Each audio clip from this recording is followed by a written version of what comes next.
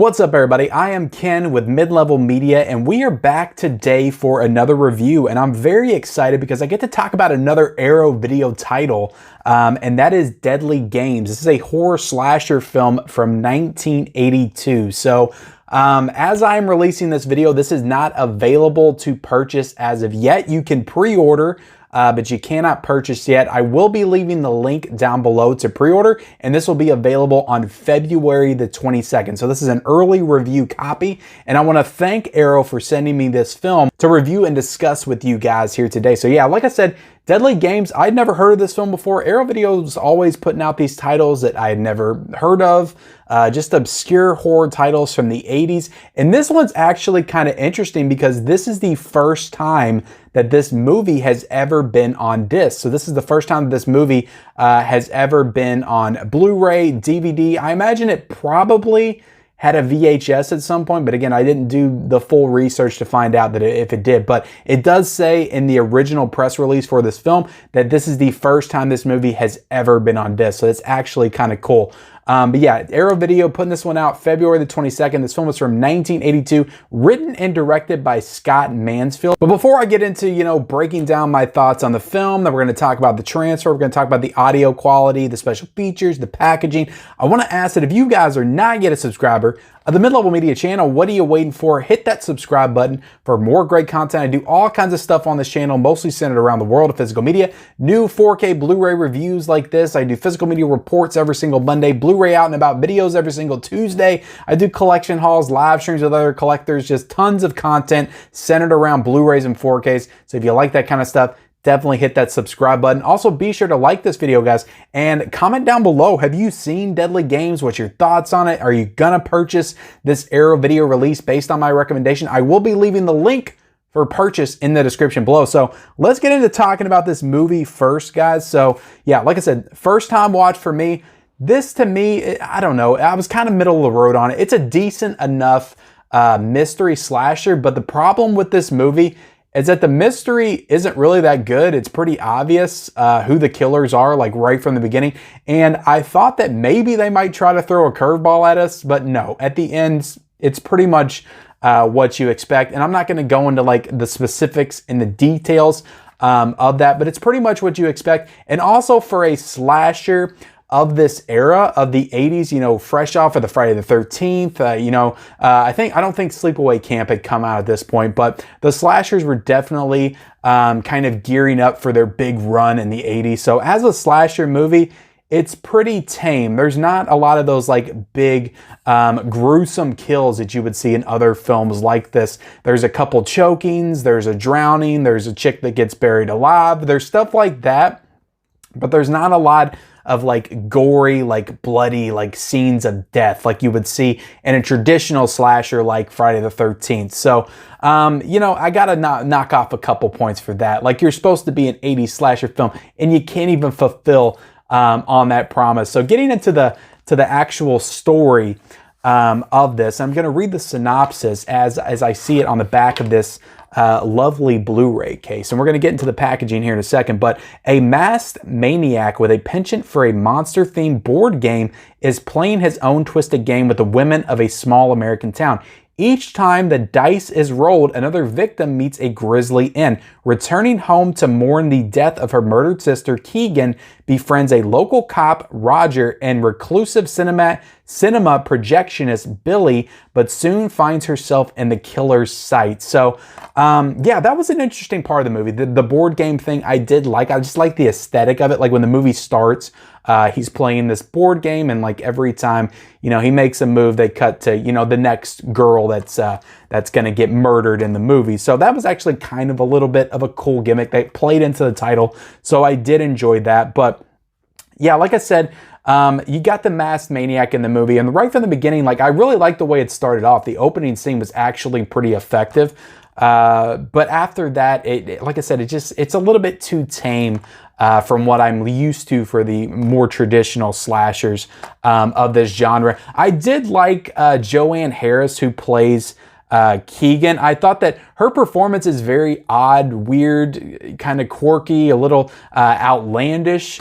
But I found that there to be a certain level of charm to her in this performance. So I did like it quite a bit. She has a lot of charisma. Her performance is very out there. She's very animated in what she's doing and some of the things that she's saying. But I did find a certain level of charm to her performance. So I was quite captivated by Miss Joanne Harris in this movie. So even though it was a little bit out there, you also got Sam Groom, who plays the cop, and you have Steve Railsback, who it says on the back right here that he played Charles Manson in 1976's TV miniseries Helter Skelter. So there's a fun fact for you. And looking at him in this movie and some of the mannerisms he portrays, and just that, there's a shot of him at the end where he's walking down the hallway with this like light on his face.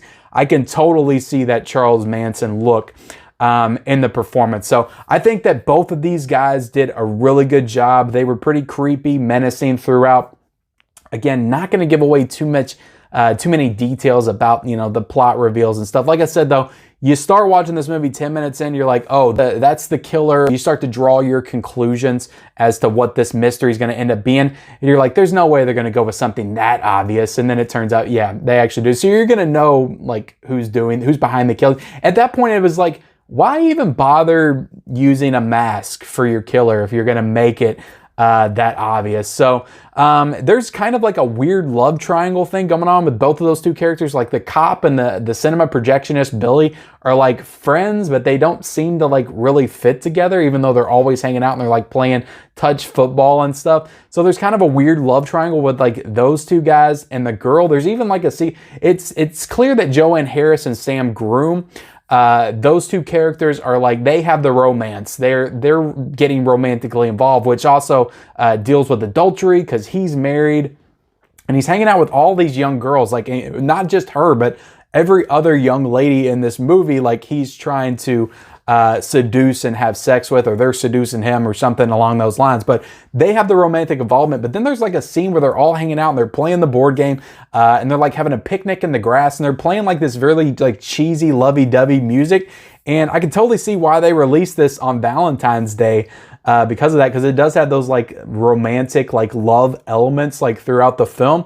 And then it kind of escalates in the events that, you know, close out the movie.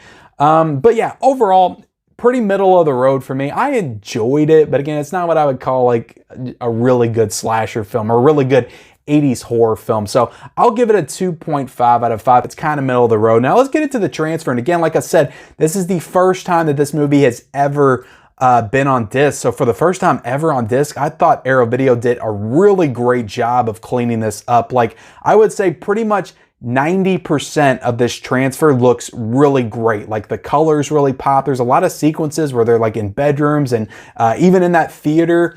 There's a lot of uses of color in this film. Just some of the outside sequences. I thought all the colors really popped. I thought the facial detail looked really good, and I'll be showing images as I go. So as for, you know, the first time this on disc, the first time in this HD transfer, I thought it looked fantastic. This is a new 2K restoration of the film from the original camera negative. Now there are a couple of sequences. There's one in the beginning. There's a couple throughout when they're outside, like in the dark. And then there's one like big one towards the end that you could tell that they just couldn't get cleaned up enough. And it does have a high level of grain and it gives a staticky look, kind of bordering on VHS quality. So I'll say that about it. But again, like I said, 90% of this movie looks absolutely great. For the first time it being on Blu-ray, I completely understand them, you know, having trouble restoring like every single part of this film. There was probably issues with getting it perfect in some of these sequences. So I appreciate the work that went into restoring this by Arrow Video. But again, it's not perfect. You do have a couple of really rough sequences. Like they really stand out to, but they're almost like VHS quality. But overall, I think that they did a really good job outside of those two sequences. But it is something that I feel like needed to be noted here in this review. But as for the audio, you had the original uncompressed mono audio. So I'm just listening to this on a soundbar, but I thought everything sounded good. I really enjoyed the score to this. It has a little bit of that Manfredi Friday the 13th like style of score to it. Like I felt a little bit of those tones in the score. So I thought that worked really well with the overall like feel and mood of the movie throughout, and really added a lot to this film. So I thought the score was actually pretty great. And getting into the packaging of this release, now I have already unboxed this on a separate video. I did an unboxing of all these February releases when they came out. But I do like how on the slipcover right here, first off, the artwork is like absolutely fantastic. But I like how the Deadly Games is actually embossed. I think that's really cool. And then you flip it on the back, and I love that artwork on the back as well with the hand coming out of the clouds. Again, when I first looked at this cover, I was like, there's got to be like some supernatural elements involved in this movie. There's not at all. But the hand coming out of the clouds definitely gives that impression. But then you have the dice behind her. So the artwork on this is fantastic. I wish I would have looked up who did the artwork, because I think it's awesome. But then you get into the actual case itself, the Blu-ray case itself. I'll kind of flip that, show you all the details on the back right there, zoom in on the specs and all that stuff. Open it up, you do have the Deadly Games disc with some awesome artwork, the same artwork as the front. You also get this cool little booklet with the artwork, and you have that dummy that actually comes into play at the end, a pretty nice little jump scare. And then you open it up, and it's, you know, just a nice little booklet with some scenes of the movie. Ooh, look at Joanne Kelly right there. But some nice little scenes of the movie. That's, you know, pretty cool. It's pretty cool overall. You got a little, you know, little clip right there. So, you know, overall, good packaging. You do have reversible cover art. Almost forgot to show that, but, you know, that's pretty much with every Arrow release. You flip the artwork around, and you have the original poster right there. Another thing that I wanted to talk about, but Deadly Games wasn't the original title for this film. When Scott Mansfield wrote this, he originally titled it Who Fell Asleep, which actually comes into play in the movie. When they go to the graveyard, they see on the tombstone such and such names who fell asleep. So that's what they put on the tombstone. Instead of rest in peace, they put who fell asleep. So you see that in the movie. That's what they were going to title this movie, which would have been a pretty interesting title. But they changed it to Deadly Games because that was a catchier title, which that's kind of hard to argue. You hear a title like Deadly Games in the 80s, you're probably going to want to go see that. It's probably going to sound more interesting than Who Fell Asleep, which you're kind of like left scratching your head. What's this about? But anyway, just thought I would note that. But the packaging, really enjoy the packaging. I think it's Arrow always does just a fantastic job with their packaging overall. So getting into the special features with this one, I don't want to say like it's lacking in special features, because the two big interviews that they have are actually pretty lengthy. You do get an interview. Well, first of all, you get a new audio commentary with the Hysteria Continues, which is a horror podcast. So nobody that was involved in the film or anything, but that is a horror podcast, the Hysteria Continues. I didn't listen to that commentary, but I imagine, you know, it's cool that it has the commentary on it. You do get optional English subtitles for the deaf and hard of hearing. You get Sudi's A Shit, a brand new interview with actor Ray Mansfield, who I don't know if that was, I guess that was the writer-director's wife, maybe. But anyway, she gives an interview, and she's one of the female characters in the film. And that's about a 24-minute long interview. And she gives some good insights on the making of the movie and just the production of the film and some of how the way it was marketed and all that stuff. She kind of drops all the details behind the changing of the movie's title and that kind of stuff. So that's a really good interview. Again, only 2 interviews in this, as opposed to, you know, I think there was like 5 or 6 on the Shock release that came out last month. But these are lengthy interviews. So that's about a 24-minute long interview with her. And then you get Practical Magic, a brand new interview with special effects and stunt coordinator John Eggett. So he talks about, you know, making the special effects and some of the stunt work in the movie. He goes into detail about the whole drowning sequence as well. So a lot of interesting insight from him during that. And that's about 21 minutes. So again, about 45 to 50 minutes worth of interviews with the stunt coordinator and the actress from the film. And then you get an extensive image gallery featuring never before seen production photos and promotional material. And that's the thing with this release, guys. This has never been on disc before. So all these special features that's included in this have never been put out before. So this is the first time ever on disc.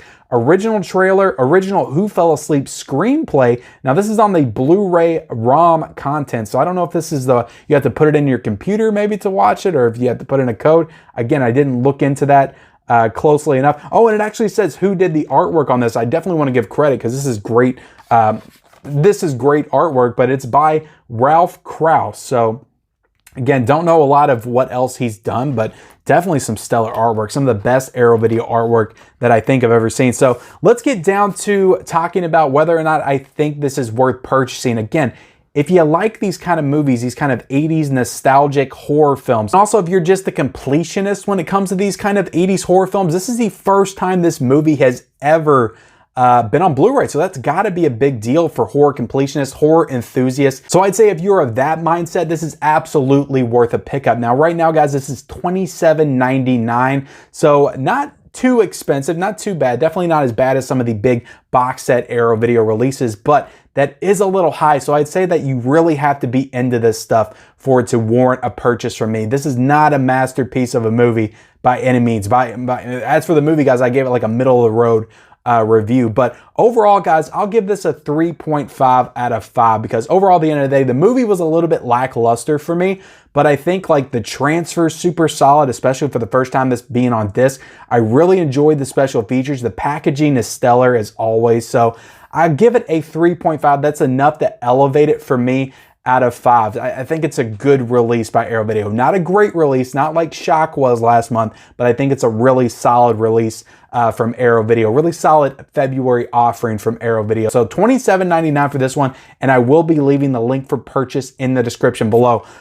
So yeah, guys, that is my review of Deadly Games. Hope you enjoyed it. Please, in the comment section below, leave me your thoughts on this film. Also, be sure to like this video, subscribe to my channel if you haven't already, turn on those bell notifications, and follow me on all my social media accounts. Those links are in the description, and we'll see you next time.